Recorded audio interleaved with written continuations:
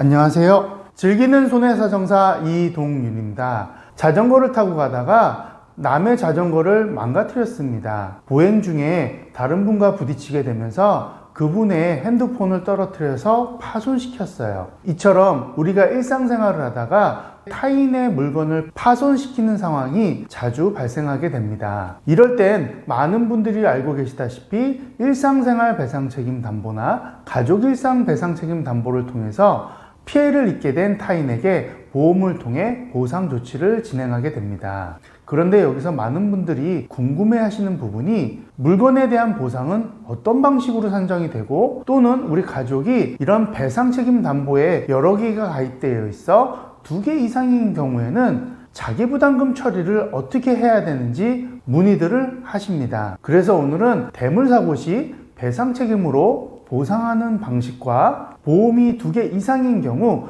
자기부담금의 공제 방식에 대해서 자세히 설명드려 볼까 합니다. 우선 대물배상사고란 사람이 아닌 타인의 물건을 파손시키거나 훼손시키는 사고를 말합니다.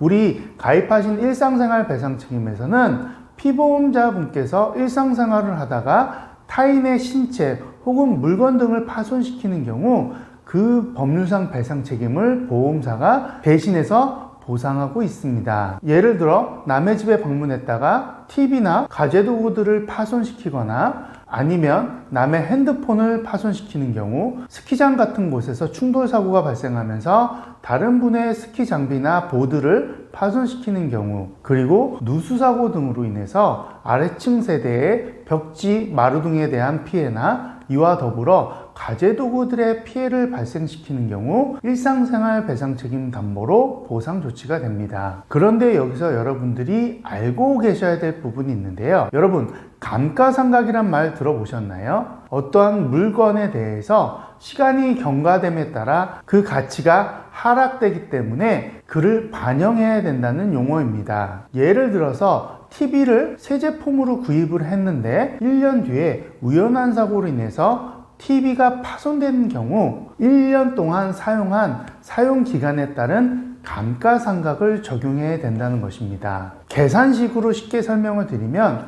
1년 전에 구입했던 TV가 100만 원이고 지금도 같은 가격이라고 한다면 100만 원에서 1년 동안 사용한 연 감가율 8%를 적용해서 92%인 92만 원이 파손된 TV의 가치라는 것입니다. 여기서 중요한 부분은 모든 제품이 경영 감가율이 같지는 않고요. 보험사에서 보험협회에서 발행한 책자를 통해 제품별로 경영 감가율을 적용하고 있습니다. 또한 1년을 사용했는지 2년을 사용했는지 아니면 며칠 사용 못했는지에 따른 사용기간에 따라 경가연수도 적용하게 됩니다. 마지막으로 감가상각에 중요하게 적용되는 부분이 물건의 가격 변동 부분입니다. 내가 1년 전에 TV를 100만 원을 주고 구입했다고 하더라도 동일한 제품이 시간이 지남에 따라 혹은 새로운 모델이 출시됨에 따라 그 가격은 하락하는 경우도 있고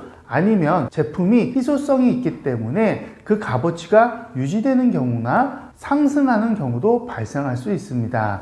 이런 세 가지 요건, 즉 경영감가율, 사용기간, 그리고 물건의 가격 변동에 따라서 파손된 물건의 가치는 달리 평가될 수 있습니다. 대물사고에서 보상 방식은 구입 시점이 아닌 사고 시점에 그 물품의 가치를 따진다는 것이 매우 중요한 포인트입니다. 그리고 두 번째는 자기부담금 공제 방식입니다. 요즘은 많은 분들이 일상생활 배상책임 담보특약에 가입되어 있고 우리 가족분들도 여러 명이 가입되어 있는 경우가 빈번합니다. 가족일상 배상책임인 경우에는 등본상 거주하는 우리 가족 모두가 피보험자에 해당하기 때문에 내가 보험에 가입되어 있지 않다고 하더라도 우리 가족 중 누군가 이 담보에 가입되어 있다면 보상 혜택을 받을 수 있습니다. 그리고 일상생활 배상책임 담보에 가입되어 있다면 나뿐만 아니라 남편 혹은 아내인 배우자도 피보험자에 해당이 되십니다. 예전에는 대물사고 시 자기부담금이 2만 원이었는데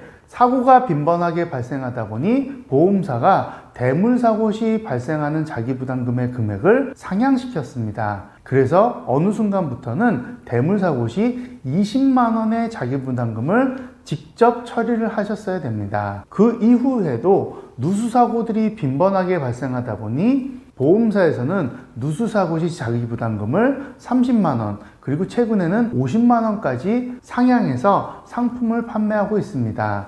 따라서 대물사고 시 처리해야 되는 자기부담금에 대한 금액은 가입하신 상품의 증권을 통해 확인해 보실 필요가 있습니다. 예를 들어서 타인의 물건의 사고 시점의 가치가 100만 원이고 본인이 가입하신 담보에 대물사고 시 자기부담금이 20만 원이라고 한다면, 즉 80만 원은 보험사가 피해자분에게 보상 조치를 하고 이 20만 원은 피보험자께서 피해자에게 보상 조치를 하셔야 됩니다. 다만 사고 내용에 따라서 피해자분에게 과실이 있다고 한다면 그 과실분만큼은 차감하고 보험사에서 보상이 된다는 점도 유념하셔야 됩니다. 그렇다면 2개 이상 이런 일상생활 배상책임 담보에 가입되어 있는 경우에는 어떻게 자기부담금을 처리해야 될까요? 예를 들어서 남편이 가입하신 일상생활 배상책임 담보의 자기부담금은 2만 원이고 아내분께서 가입하신 일상생활 배상책임 담보의 대물사고 시 자기부담금은 20만 원이라고 가정을 한다면 이분께서는 22만 원의 자기부담금을 처리해야 될까요?